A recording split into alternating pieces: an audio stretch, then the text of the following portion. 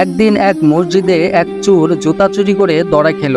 মুসল্লিদের মধ্যে অনেকে এই চোরটাকে অনেক মারধর করেছে। হঠাৎ মসজিদের ইমাম সাহেব এসে চোরটাকে মারের হাত থেকে বাঁচিয়ে দিল এবং বলল, এই চোরের সকল দায়ভার আমি নিলাম, যদি আপনাদের কোনো আপত্তি না থাকে। সকল মুসল্লি এক বাক্যে বলে উঠল, ঠিক আছে হুজুর, আপনি এই চোরের জামিনদার হলে আমাদের কোনো অসুবিধা নেই, কিন্তু পরবর্তী সময়ে এই মহল্লায় কোনো কিছু যদি চুরি হয়ে যায় তাহলে এই দায়ভার আপনাকেই নিতে হবে বলে সকল মুসল্লি যার যার বাড়িতে চলে গেল। তখন হুজুর চোরকে বলল, তুমি কেন চুরি করো বলো তো? চোর বলল, হুজুর, আমার ভুল হয়ে গেছে, আর কখনো চুরি করব না, কথা দিলাম। এবার হুজুর বলল, শোনো, আমি তোমার জামিনদার হয়েছি, আমি যদি ওদের হাতে তোমাকে তুলে দেই তাহলে তোমাকে ওরা মেরে ফেলবে। এর চেয়ে ভালো আমি যা বলি তা মন দিয়ে শোনো। আজ থেকে তুমি টানা 41 দিন 5 ওয়াক্ত নামাজ পড়বে, আর 41 দিন পর আমি তোমাকে ভালো একটি পুরস্কার দেব। চোর হুজুরের কথা শুনে রাজি হয়ে গেল এবং প্রতিদিন নামাজ পড়া আরম্ভ করলো। দেখতে দেখতে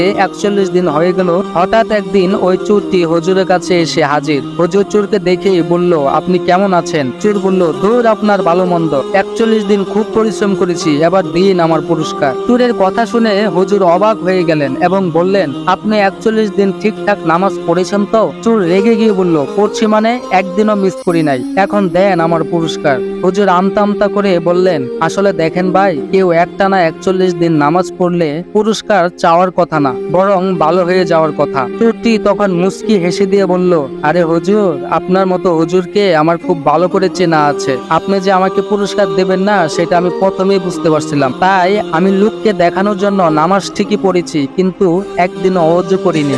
যখন যে অবস্থাতে ছিলাম সেই অবস্থাতেই আমি নামাজ পড়েছি এই পুরস্কারের আশায়। তখন হুজুর আফসোস করে বলতে থাকলো, হায় রে মুসলমান, যদি 41 দিন ঠিকঠাক ভাবে নামাজ পড়তেন ওযু করে, তাহলে আজকে আপনার কি পরিমাণ পরিবর্তন হতো সেটা আপনি চিন্তাও করতে পারতেন না। আল্লাহ আপনাকে হেদায়েত দান করুন। আসলে প্রকৃতপক্ষে ভিডিওটি বিনোদনের জন্য তৈরি করা। ভিডিওটি ভালো লাগলে অবশ্যই আমাদের চ্যানেলের সাথেই থাকবেন।